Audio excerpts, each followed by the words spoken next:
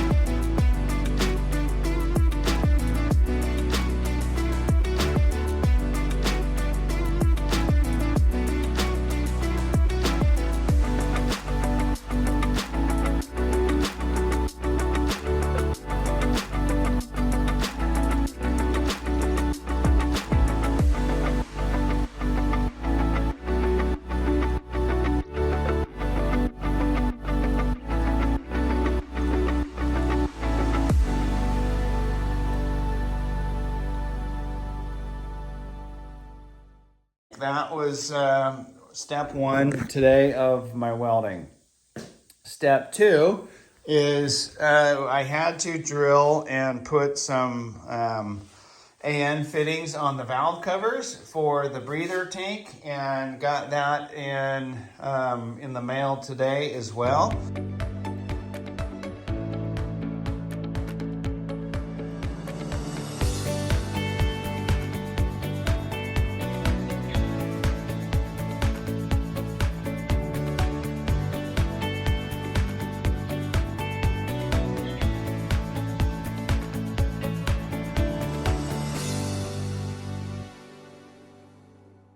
And then I also had to weld on these V-band clamps on the end of these stainless headers. And I think I've only welded stainless once in my life. And I've never welded old, dirty exhaust stainless. And that was a mess. It wasn't easy. I burned through a couple times, but I was able to repatch it. I did not back purge it. I know you're supposed to back purge it, so the back was all crystallized, but I could tell that the old welds were also.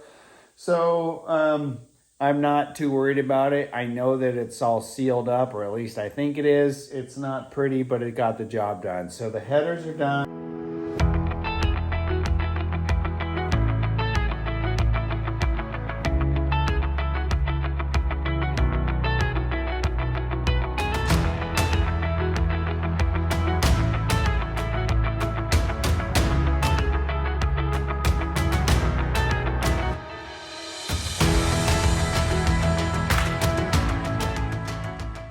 The valve covers are done.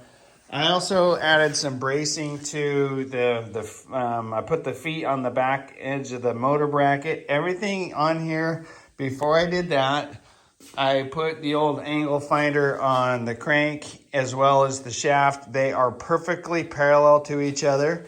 And I also put these little kind of feet back in here and back in there so that there's no way that motor can ever go in there crooked. Like it just squeezes right down in between the engine rails. So that's pretty nice. So let's talk about this major roadblock that we hit. I spent 2 hours putting together all the part numbers for the driveline on this thing. They're very short. You can see actually the engine is slid a little far back, but there's not very much space in there for these drive lines. So they're these tiny little stubs. So I got two of the flanges. I got those right. And this is the slip yoke that came with what I thought I had, and it is a 16 spline. See if I can get that to focus. It is a 16 spline. However, they're a smaller spline than the stub. So when they both came here today, these are just bigger splines. And I guess that this one is out of an old Thunderbird or something like that. So I sent Nicole with both of these here, and I said, hey, go to Drivelines Northwest and tell them that we either need this male that fits that female or the female that fits that male, because those two don't go together. And she came home with this, which is the right slip yoke for that. So we got our driveline, and we've got the right flanges, and I got the right U-joint. So, whew. That was a biggie. The driveline is kind of always a parts nightmare trying to get, and I'm going to write down those part numbers. Anyway, we're moving right along. So now literally we are to the, to the assembly stage. It's time to start throwing this stuff together. Tomorrow, I'd like to get the engine hard mounted with the driveline attached, and then it's kind of all just kind of assembling stuff from there. So that's about it for the day 9 of the 20-day wrench fest. I will do a little spoiler alert. I haven't decided what day I'm going to upload it, but we took the 907 out again on the river today. I'm beat. It's late right now, and I'm in my pajamas shooting this, but the river run was incredible. So we actually put out buoys, so I had some point of reference to turn around. I'm not going to spoil the whole video. You're just going to have to watch it. Be on the lookout for it. I don't know what day it's going to come up. Maybe Friday, or maybe I'll wait till Sunday's usually a big day, but you're not going to believe how hard that thing launches. I think Tina doesn't like the boat. She went for a ride. You'll see all that stuff in that video. I better stop talking. Have a good night. Thanks for watching all this stuff. Thanks for the support and all the positive comments.